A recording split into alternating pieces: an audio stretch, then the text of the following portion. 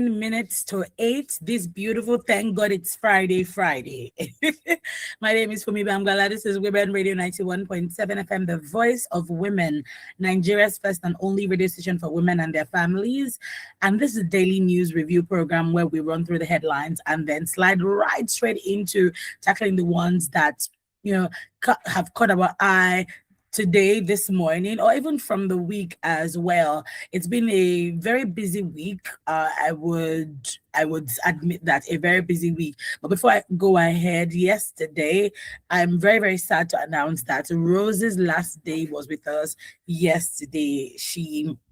We had a hijacking of her show on her lands, or a mini takeover. Let me not say hijack.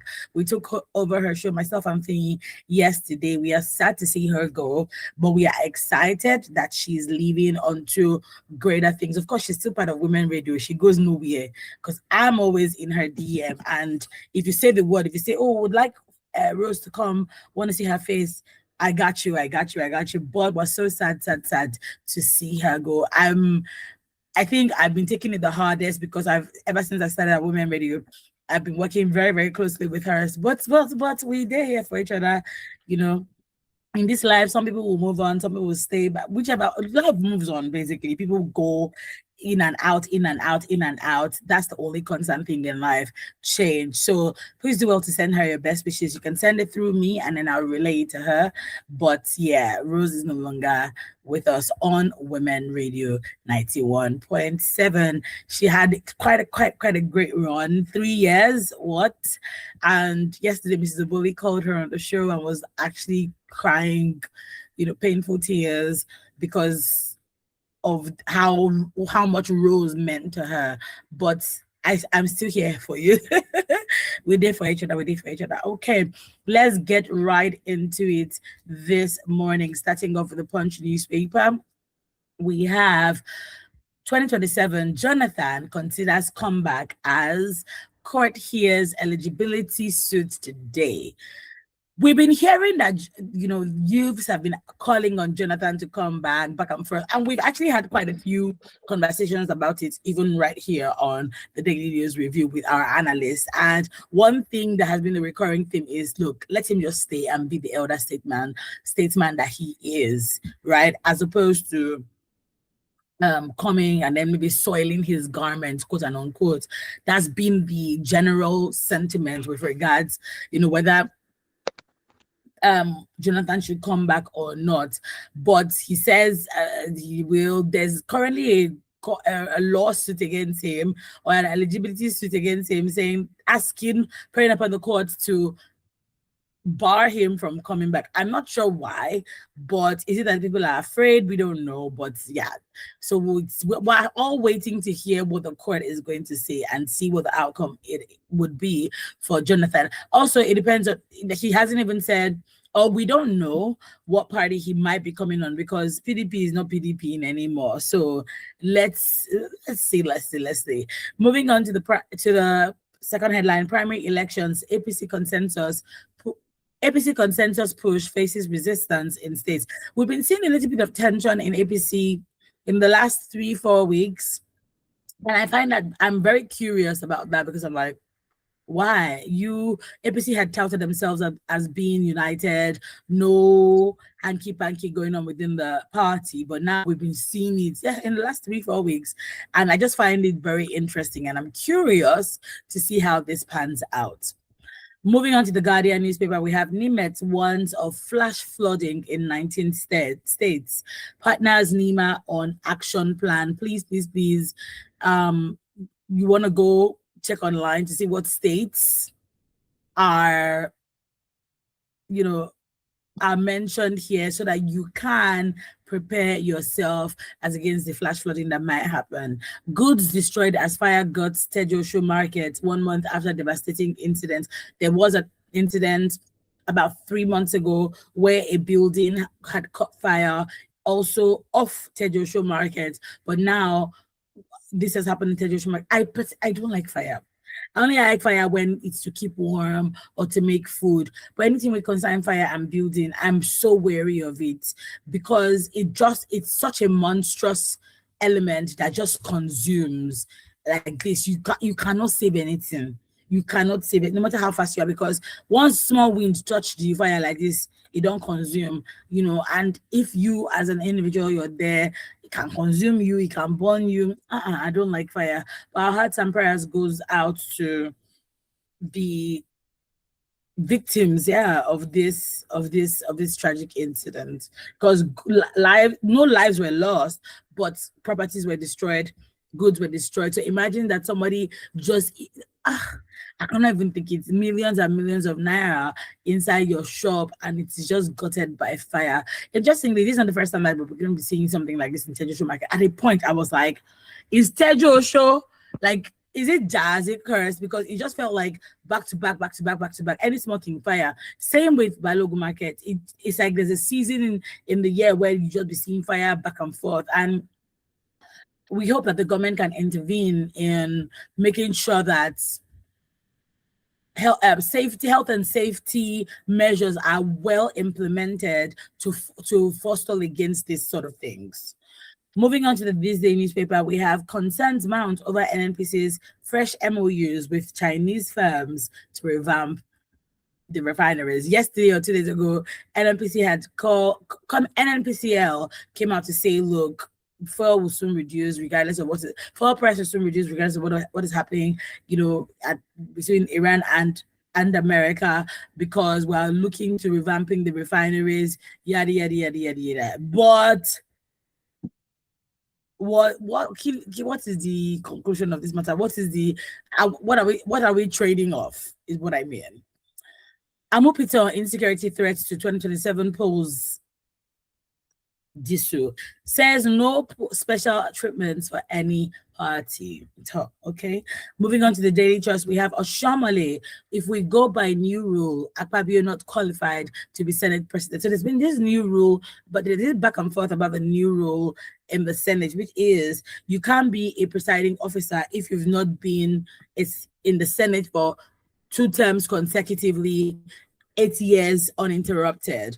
And from what the article was saying is that the Senate President Akpabio is not even qualified to be Senate President either, because like the years he spent in the Senate cumulatively is not even up to 8 years. So when I saw this, I said, people have to justify everybody with their own bukata. So yeah, that's the fight that's happening in the Senate.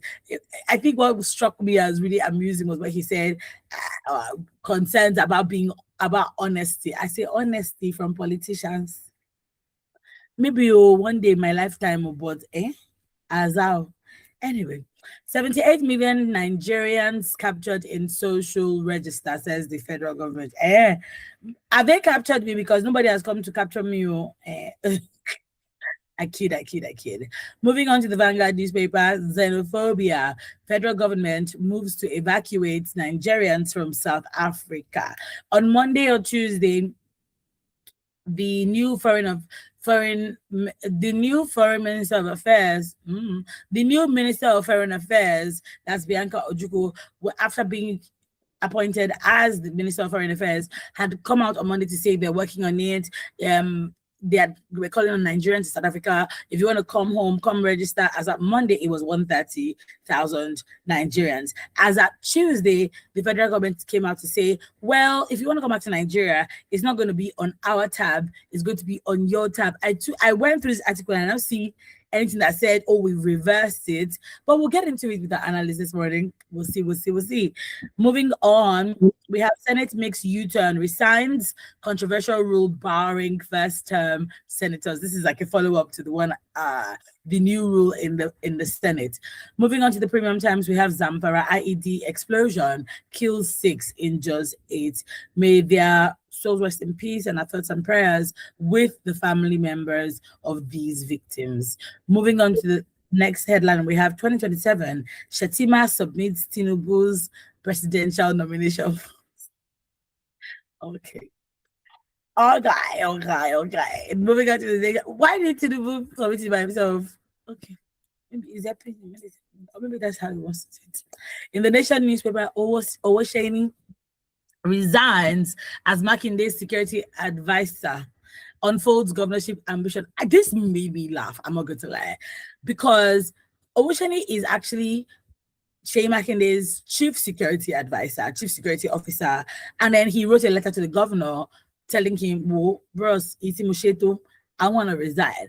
But then there's talks that says that he's actually vying for governorship position. So make that what you will. Omagege submits nomination form, pledges support for Tinubu Oborevori. Moving on to the cable newspaper, we have Bala Mohammed picks APM nomination form as Bauchi Senate bid. Also in the cable newspaper, we have Senate passes Electoral Act Amendment Bill to end conflicting court rulings in pre-election cases. So, in the Daily Post, we have APC Accord clash over alleged withholding of council funds. Moving on, we have 2027. Let me go back to that. So APC and Accord, they are clashing because APC is accusing Governor Adeleke. They accused Ademola Adeleke, accusing him of withholding the council funds that to pay some local government staff. That's what their clash basically is about. 2027, hands off our judicial matters, ADC tells federal government. Okay. Moving on to the Tribune newspaper, we have, I can't promise you 24-hour electricity. Tegbe tells Nigerians. Just like Bianca Ojukwu was appointed as Minister of Foreign Affairs last week, the president also appointed Tomiwa Tegbe as the new Minister of Power last week. But barely a week after the job, he comes up to say, I cannot promise you 24-hour electricity. I am just tired. I'm so tired. I'm so tired. Oh my gosh. Okay. So that we don't fight this morning. I have not endorsed anyone for Rivers gubernatorial. We are not working with Fubara. So there's a rainbow coalition, that's what Wiki called it, of two parties in Rivers State. We have the APC and the PDP. They are coming together as a rainbow coalition to nominate who they're fielding for the president, for a governor of Rivers State. And he says that Fubara, that's not the guy, because he reneged on the agreement they had. I'm supposing that he had said it's just 4 years he will do, so somebody else will come. But once you've tasted power, once you've tasted the seed, you've tasted the seed. There's nothing you can actually do, right, about it. So all our thoughts and prayers are with Fubara, because how do you fight this battle? Because I doubt that the president would say he's going to take sides with Fubara over Wike, because he knows that Wike is one of his what do you call that thing? A secret weapon. Because yesterday I was at my children's school, my kids, some of the kids, and my sister was part of them, went for a chess competition. So when I got, they were telling us, oh, they are on their way. So myself and quite a few parents were waiting for our kids, to come back, because they went to the island. And we started talking about Wiki. No, we're talking about politics for some reason, because now when people gather, they pass politics and whatever else.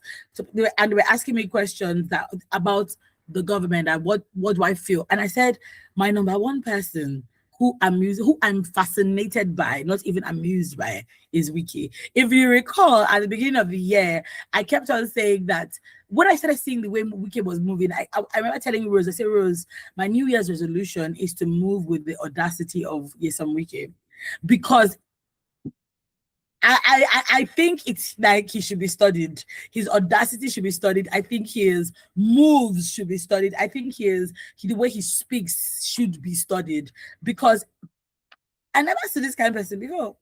I never. So for me, it's just a case of because when I read, I was like, I saw the headline, I was like, you say we have nothing to do with Fubara. What did he say? We're not working with Fubara. Like, who made you the judge and jury of Fubara? But then when he now said it's a rainbow coalition, we're coming together to choose one gubernatorial candidate, I sit up Wiki at this point. Next up, finally, we have in the dailies this morning, pen pushing newspaper, Governor Abiodun submits nomination form as a consensus candidate for Ogun East Senatorial District. If you recall, there's been back and forth between Governor Abiodun and Otumagwenga Daniel. So, yeah, submitted his form. Let's await. Actually, Gbenga Daniel is the incumbent senator for representing the Ogun East. So let's see, is he going to put his own nomination or is he going to step back for him? I don't think he will step back for him because the way they've been fighting is too much. Also in Ogun State, we have Ogun State Deputy Governor Noimot Salaka Oyedele shows interest for senatorial seats in 2027. Me, I'm with Noimot because let's have more women in the Senate, let's have more women in the House. And you know, if you've been an ardent listener of Women Radio and the Daily News Review, you know that we always talk about the special seats, right, for women. But this is not what she's vying for. She wants to go there for the normal senatorial, and you know we're behind her because a win is a win. When she goes in, the number of senators should for female senators will increase. Not big increment to just one person that we've seen, which is her Noemo Talaka Oyedele, who was seen is indicating interest in going for senatorial position. Okay, those are the headlines this morning. You want to do well to get you a copy. Better still stick around with us as we get into some salient issues this morning. We are live on YouTube at WFM 917, and you can listen to us on the go via our website, which is www.wfm917.com. Before we go ahead, let's welcome our analyst. What was it that Evangelist Shegun introduced? Oh, yeah. Press review wizard. Oh, was it? Yeah. Was that it? Yeah. Let's welcome our press review wizard. The wizard of press review. This is none other than Adeto Adebogu. Make some noise. The crowd goes wild. Good morning, Fumi. Thank God it's Friday. It's actually an amazing Friday. I've been, trying to get hold of myself for a while now. The way you were actually sort of, making comments on all the headlines, and I just couldn't stop laughing, because really Nigeria is a peculiar country. I would say that. With all that is going on, you still find something, amusing, about the news. It's great to be back. It's great to be here. And of course, we definitely would miss Rose. I know I couldn't join in the program yesterday, but as you said, she's going nowhere. We will always, get in touch with her as always. And we hope that she will do something, successful as she moves on forward, as she progresses forward. Change is evident, yes, and we need it even as humans. And so we wish her the very, very best. I'm definitely going to miss Rose. As I said, she's my go-to person in Women Radio. But it's not something that will erode that first. She's still part of the Women Radio family, and of course the newspaper, Daily News Review family. Absolutely. We're going to miss Rose. Like, that one goes without saying. Anyway, let's get into it this morning. Don't forget the numbers to call: 07000-917-917 or 0800-1235-917. Those are the numbers to call this morning. Okay, let us get into the first one. Xenophobia. I don't think I've had a conversation on xenophobia with Adeton. I don't think we had it last week. I don't think so. So this one is from the Vanguard newspaper. Federal government moves to evacuate Nigerians from South Africa. Like I mentioned, on Monday, the Minister of Finance said about 130 people had registered to come back to Nigeria. By Tuesday, she says, well, if you're going to come back to Nigeria, there are two sets of people, basically. There's the those who have legal standing in South Africa and those who don't have legal standing in South Africa, and how, plans for them to come back. But then the federal government says, if you're going to come back, you're going to have to pay for your tickets, which was really, really interesting, for me. And when discussing with Adeyemi on Tuesday, he was like, no. the government should be responsible because your people are in trouble, right? There's tensions in South Africa, and you have to do the needful. Anyway, Minister of Foreign Affairs Bianca Ojukwu disclosed a telephone conversation she had with South Africa's Minister of International Relations and Cooperation, Mr. Ronald Lamola, over the recent demonstrations and the growing hostility against migrants. So this is not just against Nigerians, migrants. We're talking people, Africans basically, who reside in South Africa. And, she said, look, our government cannot stand by and watch the harassment and humiliation of our national residents in South Africa. And she basically urged the South African authorities to treat the reported killings of Nigerians with greater urgency, stressing that perpetrators must face, immediate sanctions. Now, Nigerians are facing continued provocation in South Africa, even bullying children. So, for instance, a Nigerian man gets married to a South African woman, or a South African man gets married to a Nigerian woman. They are called Salgarians, and they're bullying them in schools, asking them to return to their country. And this is so tragic, to be honest, and traumatic for the children, because this is emotionally disturbing, it is psychologically disturbing, and it will leave major scars, on these children. So the demand, she went on to say that the demand that all foreigners leave South Africa appears only to be targeted at Black Africans, which makes one wonder whether this is happening, whether what is happening should not be called Afrophobia rather than xenophobia. However, on the other hand, economists are saying, look, let's not impose blanket sanctions on Nigerian companies in Nigeria because it might be self-sabotage. If you recall, the last time something like this was happening, maybe around 2019, quite a number of Nigerians had gone to certain South African stores and businesses in Nigeria, and they were, what would I call, destroying them as an act of just as reaction to what was going on, in South Africa. This matter is getting out of hand because I don't know. I'm just like, the problem is, if there is a blanket imposition on South African companies in Nigeria, what does that mean for the economy? Because they can just say, oh, we're going back to our country. But then on the other hand, they know that Nigeria is a sweet spot for them to make money. There's so much back and forth. And things like that. But we have our press review wizard here to give us more, her candid thoughts and contribution on what she thinks about this. Over to you, Aditon. Well, let me start from the last statement you made, because it's really disturbing, that we have this kind of situation, especially because it's involving children. And I think I read in one of the reports where it mentioned that it has gotten to a point where the children are being, is it stigmatized now, and there's so much pressure that they should go back to their country. I don't know of other African countries, but I believe that we are meant to be our brother's keepers. So it's not just about Nigeria now. It has, it revolves around other African nationals in South Africa. And I just feel that it shouldn't be treated with kid gloves. I say that because anything that has to do with children, the aftermath is always not very pleasant, and it goes to the extreme, because nobody wants their children to be bullied, whether in school or in their communities or wherever it is that they are.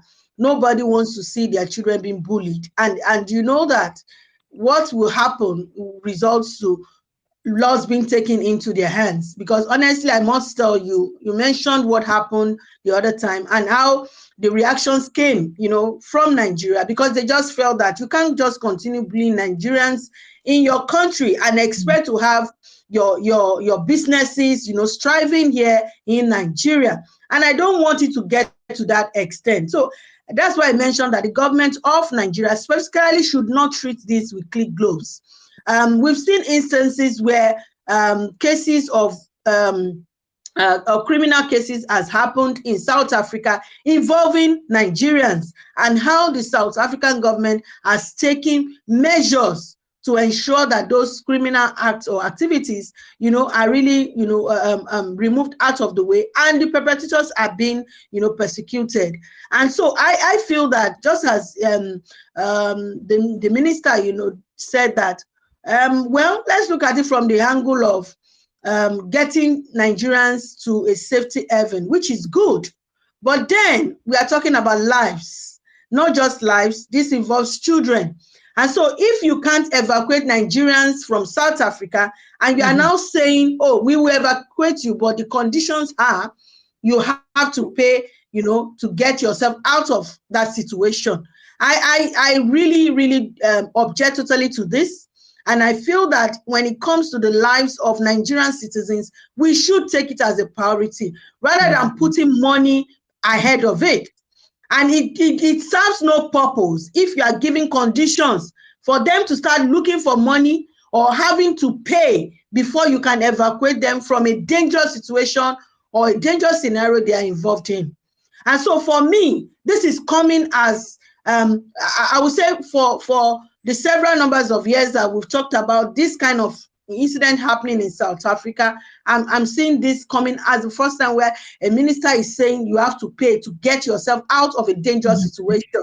I don't know what brought about that, but I feel that that should be reversed. That statement, that, let me say in quotes, their preferred solution should be reversed.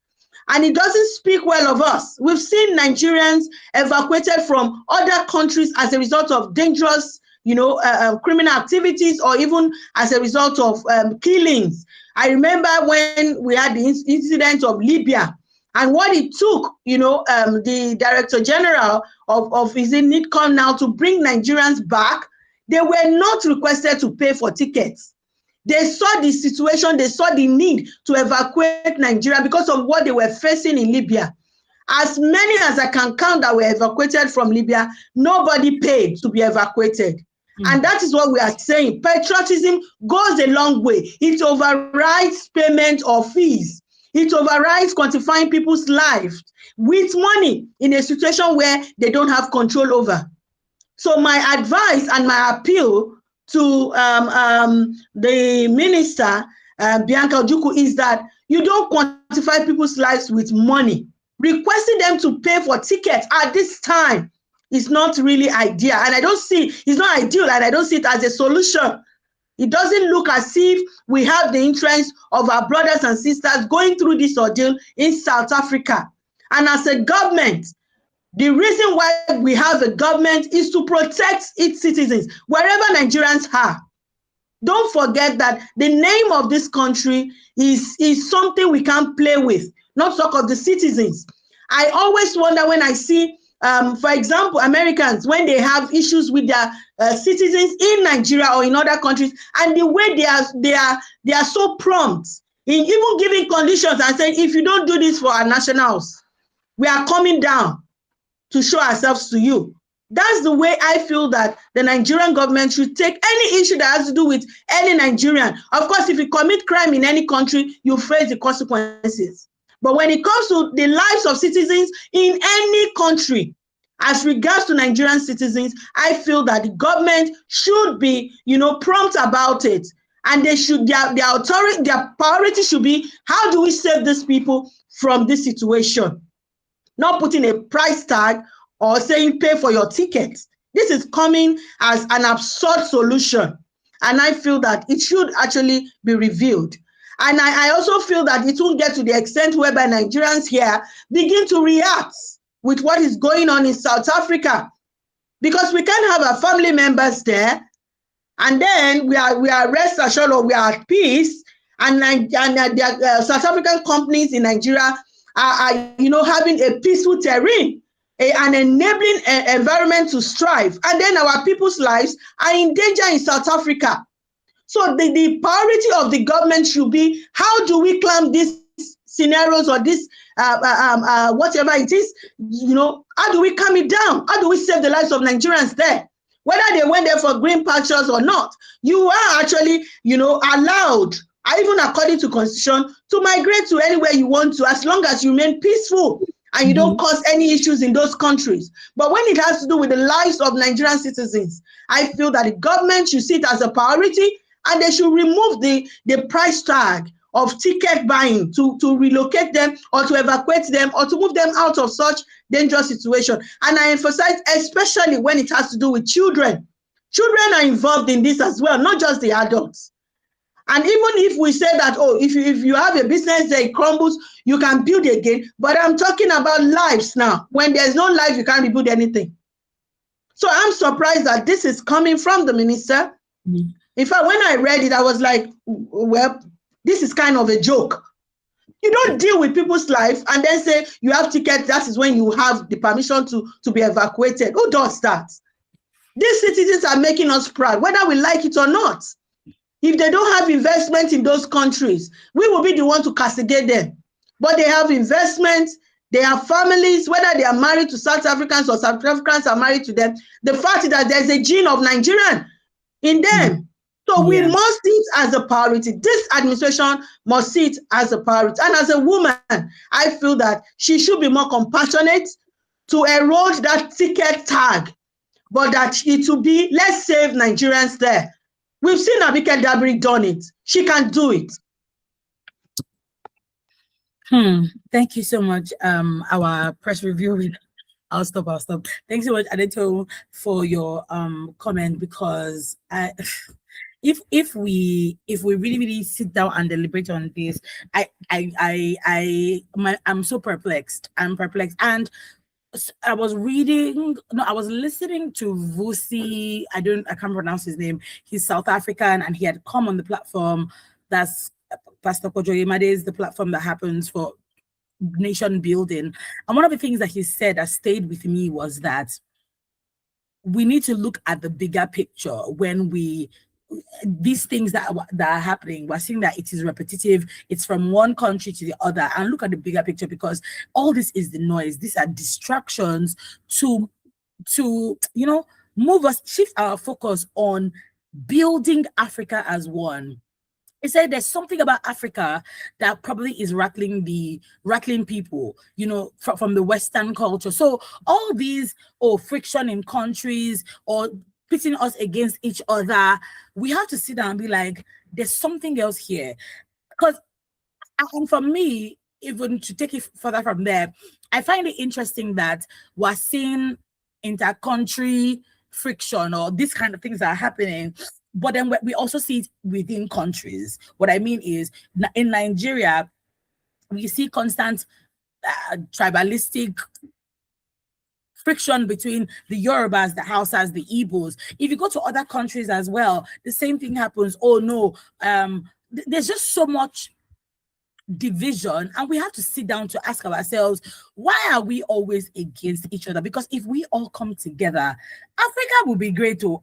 It's already great, but if we all come together, pull all our resources together, we will be an undefeatable force, but we just sit down and allow somebody say, oh, you came to our country. Here's the thing.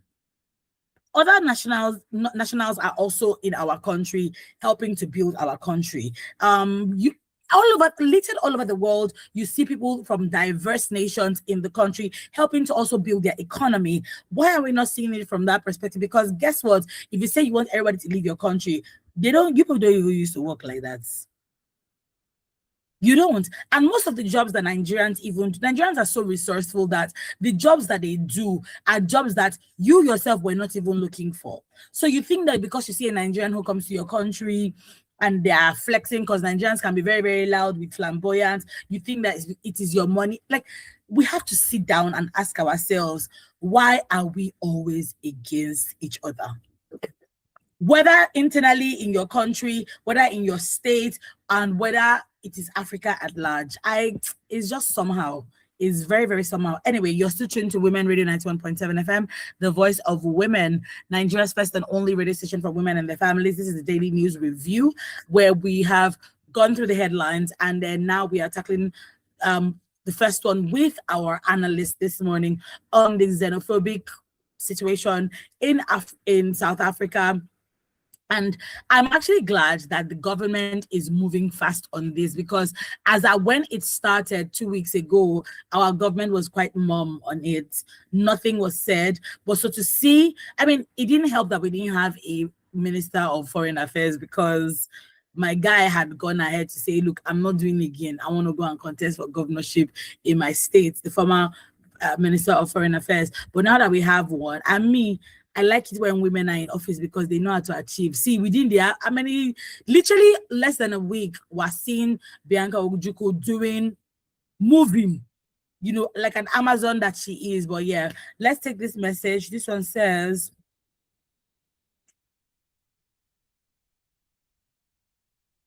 did Good Luck forget anything in Aso Rock that he's returning there to take? If he denies it, if he tries it, he will fail woefully. Jonathan performed below expectations during his time. He was voted out of office for the fact that Tinubu's administration is worse than his. Doesn't mean he should come and repeat his poor performance. This country now cruise, Jerry. This is from Olusegun Ajayi from Odunlai Korodu. Might as well just go straight into the next headline on Jonathan. I talked about it when we were running through the headlines. I was like, I remember there was a particular day I was asking. I said, have we forgotten what happened when Jonathan was in government? Granted, it was not crazy like this. It was not worse like this, but have we forgotten? The Federal High Court in Abuja has fixed today to hear a suit seeking to stop former President Goodluck Jonathan from contesting the 2027 presidential election. This case was filed by a lawyer, John Mary Chidiobi, who is asking the court to declare Jonathan constitutionally ineligible to run for the presidency again. The notices have been served, they've been issued. We're just waiting for a response. And basically, this person, the plaintiff is seeking an order restraining Jonathan from presenting himself to any political party as a candidate for the 2027 election. He's also asking the court to stop INEC from accepting or publishing Jonathan's name as a presidential candidate. He cited a section from the Constitution where it says, whether in view of the combined provisions of sections 1, 1, 2, and 3, and 137 subsection 3 of the 1999 Constitution, the first defendant is eligible under any circumstances whatsoever to contest for the office of the President of the Federal Republic of Nigeria. He argued that Jonathan had already exhausted the constitutional limit for 2 terms, having completed the tenure of late President Yaradua before serving another full term after winning the 2011 presidential election. That's his argument, that Jonathan completed Yaradua's one and then he did his own term.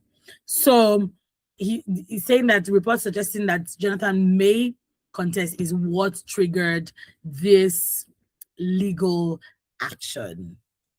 Adeto, is there any problem with the former President Goodluck Jonathan contesting for presidency?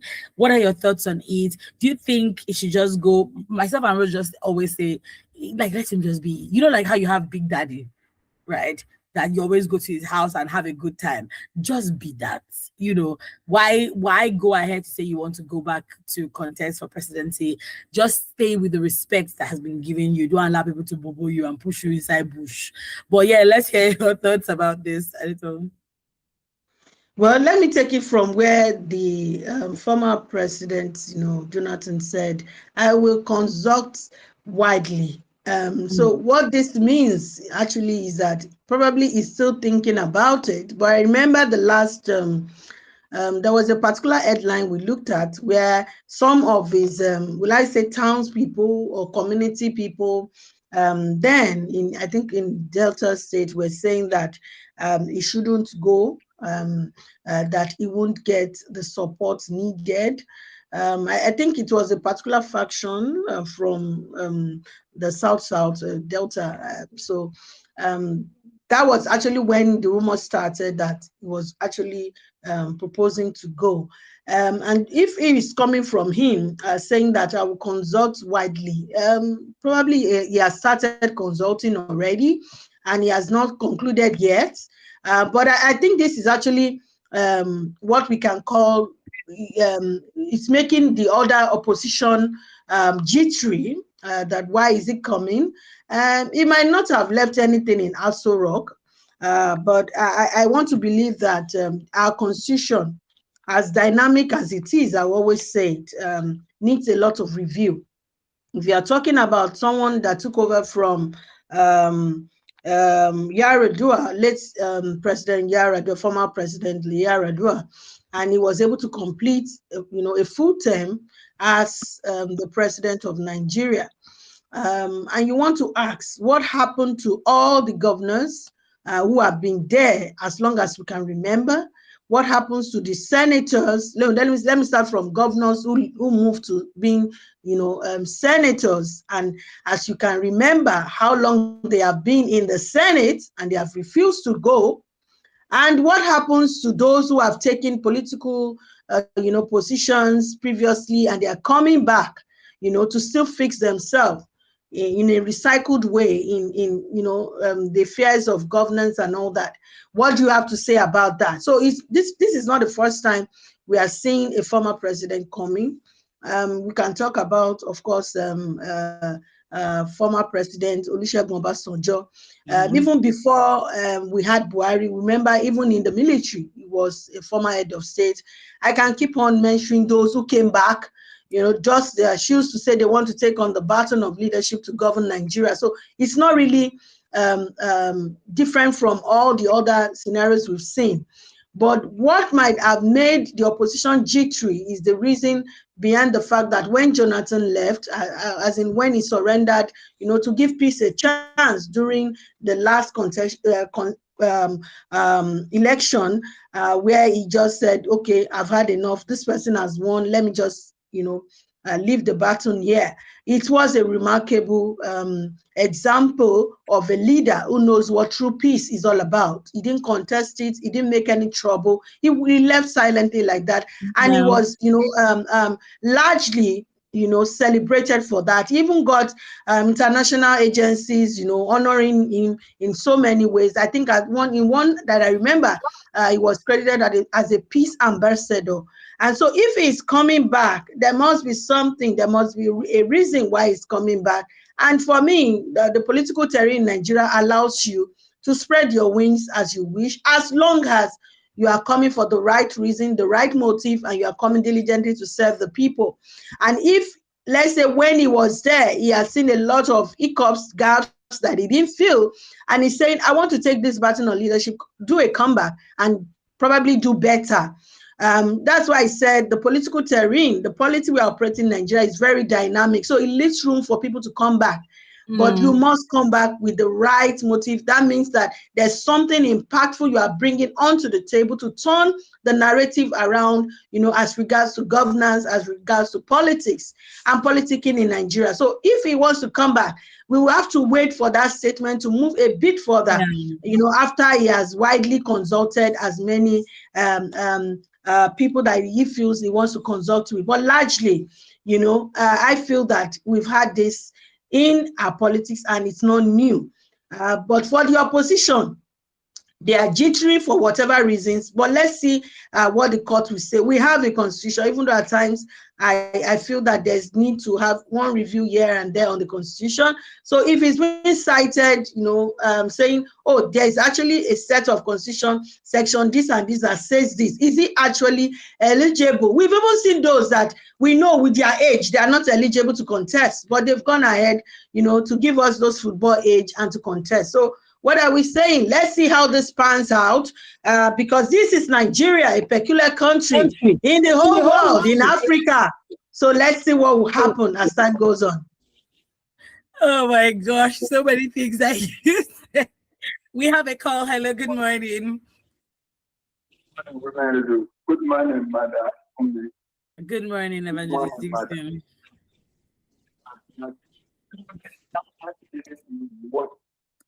And if possible, I'll give you another time. I love the way you analyze things. You balance it up. I can say I support you 100%. If you are coming, that's what I want to be President Johnson to be doing. What are they going to do differently? I don't let me know just because you have done. I agree on all that you have said. And Nigeria should wise up, because devil will know more than devil will tell me. For some of this, we're looking at everything. That's what I'm saying. Until again, it's through Nigeria. I know what is happening today. Some of us that are complaining. These people that are there now, they are people complaining. They get there to come worse. Some of us that are complaining precisely. Some of us get it worse than them. Why? Because there's no fear of God. That's why I'm saying, people like Madam Adetu, people who had a fear of, who know that one day when they let this go, God will ask them, who did not see this one as anything, because at this one is many have fun. We also need this one day and go back to America and keep our country. So we spend our life on that. We need to stay simple. Love our country. Love our country. Love ourselves. What they are saying happening in South Africa is Nigerian. Sometimes these are saying Igbo. These are saying Yoruba. These are saying Christian Muslim.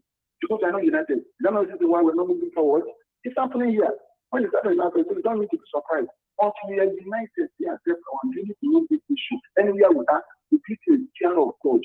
And that change starts from you and anywhere we are. Don't say because the president or the staff against their own people. No, it's wrong. There's one thing. Go back to that. It might say it was not like this, but that cannot be like it. It's always the right anywhere. If I think the wrong thing for you, Nigeria will not. I believe the there was a stop with God. All right. Thank you so much, Evangelist Dixon, for your contribution. Right. The things that made me laugh, at the time you said for football age. Football age. But what do you think? Do you think that he should go? Well, Fumi, you're actually putting me on the hot seat. But I will try.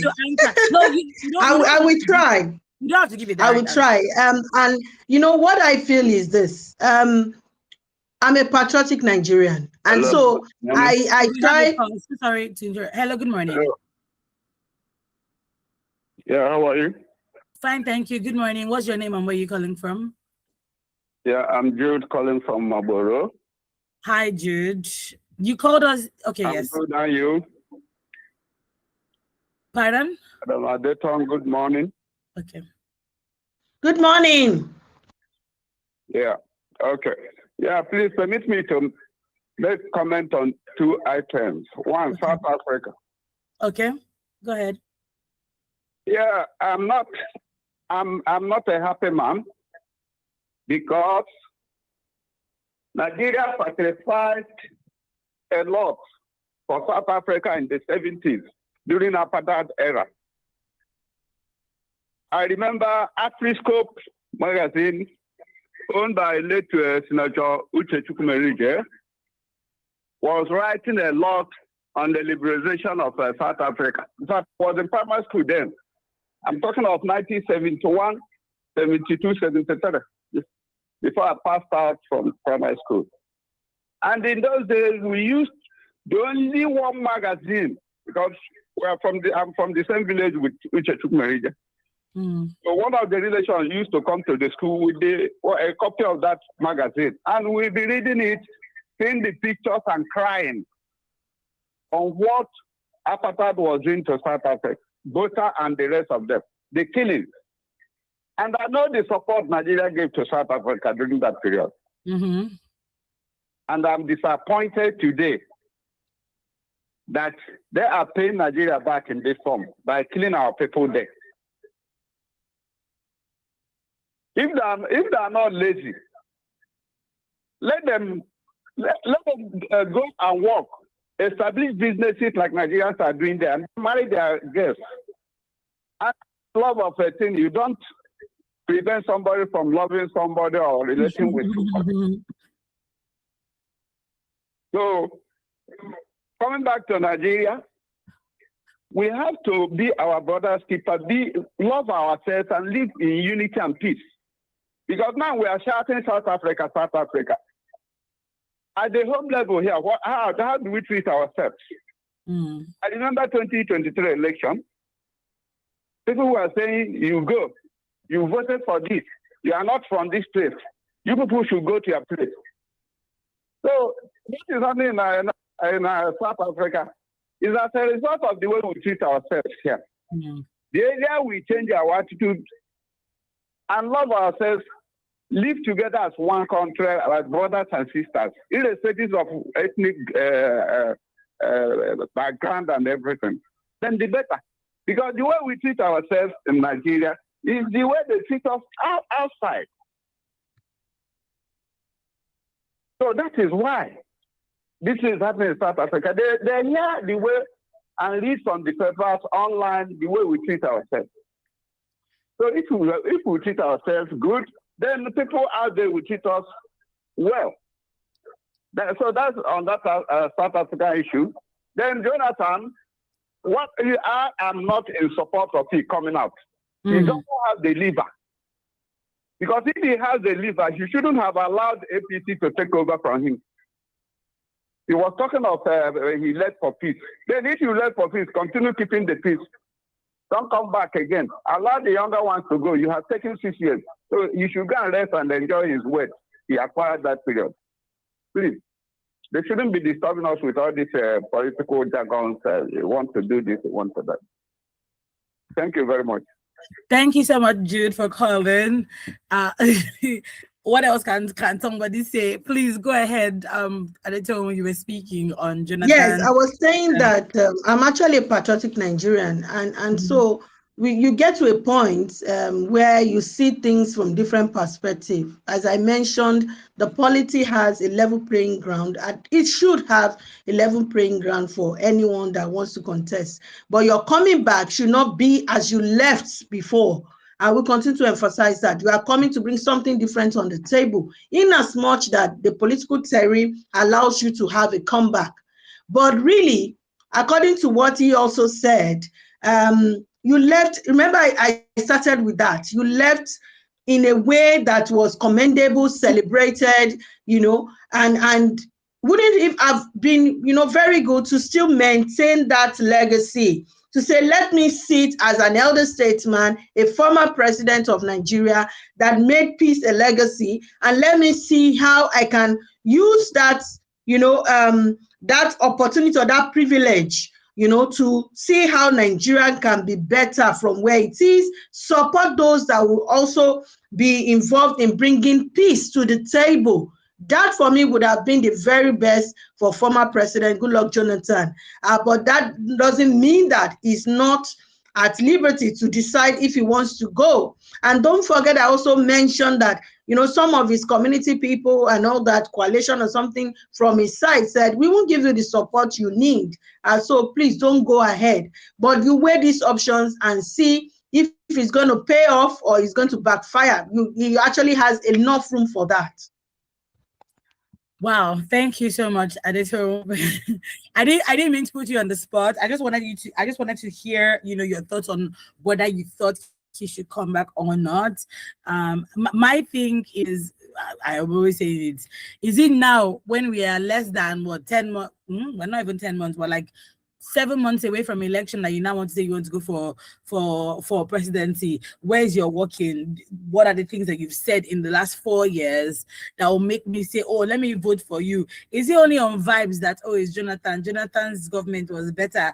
Does Jonathan himself know the things that are at stake if he wants to come back to be president of Nigeria? And I think that's really what it is for me, that most of these parties, most of these candidates, they just say, oh, what's the they mock each other, mock the opposition, but what you are going to do, or say, oh, I understand that our economy has been at inflation at kinikon percent, we're working towards reducing it from XYZ% to another percent. We don't hear those things. Or the power minister now came to say, I cannot promise you 24-hour electricity. This one now, he will come and say he wants to go for election for something, and somebody too will say, oh, let's vote. Like the statements that come out of their mouths, like they're just very, very, they're very mind-boggling. I'm not even like.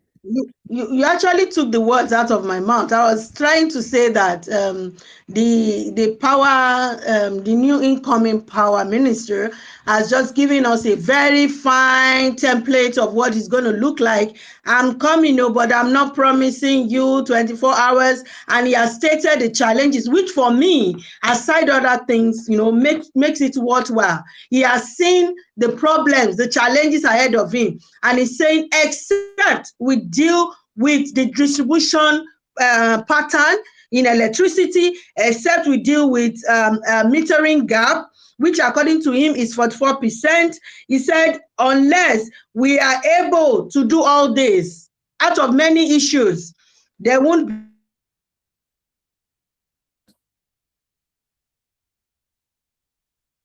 Oh dear, we're having technical network issues.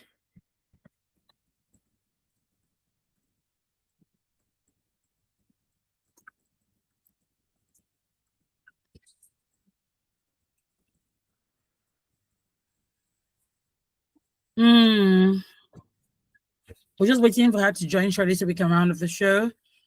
I'm just gonna give a few seconds. Oh dear, we unfortunately we are unable to continue because we've come to the end of the daily news review program this morning.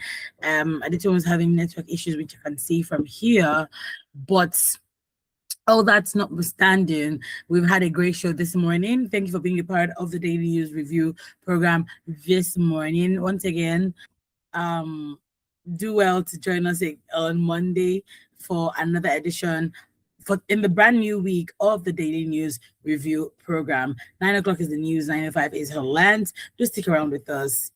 This is still Women Radio 91.7 FM. Don't go anywhere.